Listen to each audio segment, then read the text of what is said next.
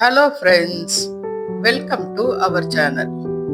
இன்னைக்கு நாம தேங்காய் துருவலை சேர்த்து ரவா கேசரி செய்யலாம் வாங்க.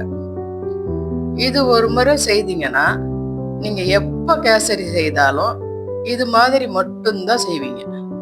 அவ்வளவு அருமையா இருக்கும். உங்களுக்கு பாராட்டு மழைதான். முதல்ல பேன்ல 50 கிராம் நெய் சேர்த்துக்கலாம். அதுல முந்திரி, பாதாம், திராட்சை சேர்த்து மீடியம் ஃப்ளேம்ல வச்சு சிவந்ததும் ஒரு பிளேட்ல எடுத்து வச்சுக்கலாம். அதே நெய்யில் 1 டம்ளர் ரவை சேர்த்து வறுபட்ட வாசனை வரும் வரை ரவையை வறுத்துக்கலாம். கலர் மாறக்கூடாது. அடுப்பை மீடியம் ஃப்ளேம்லயே வச்சு வறுக்கணும். இதனுடன் 1 டம்ளர் தேங்காய் துருவலை சேர்த்து தேங்காவின் ஈரம் பதம் போகும் வரை நன்கு வறுத்துக்கலாம். ஈரம் பதம் போய் இது போல உதிரி உதிரியாக வரும் வரை மீடியம் ஃப்ளேம்ல வச்சு வறுத்துக்கணும். பிறகு ஒரு பவுல்ல எடுத்து வச்சுக்கலாம். பேன்ல 50 கிராம் நெய் சேர்த்து அதில் ரவை அளந்த டம்ளரில் 3 டம்ளர் தண்ணீர் சேர்த்து கொதிக்க வைக்கணும்.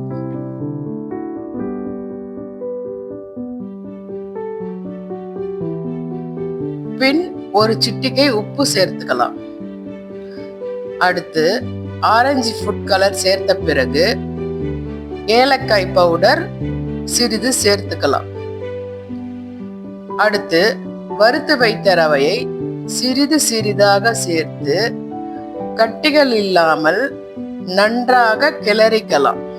பின் ரவை நன்றாக வேக சிறிது நேரம் மூடி வைத்து வேக விடலாம். அது வரைக்கும் நாம் வெயிட் பண்ணலாம்.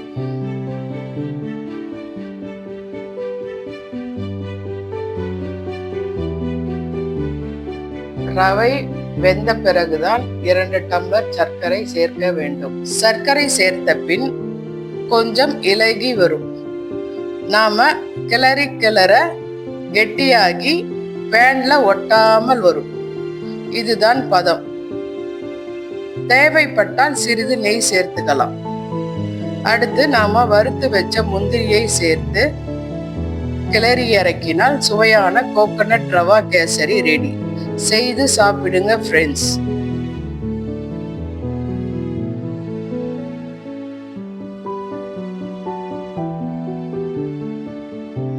ப்ளீஸ் குக் வித் அபிஸ் மாம் சேனலுக்கு லைக் பண்ணுங்க, ஷேர் பண்ணுங்க, சப்ஸ்கிரைப் பண்ணுங்க.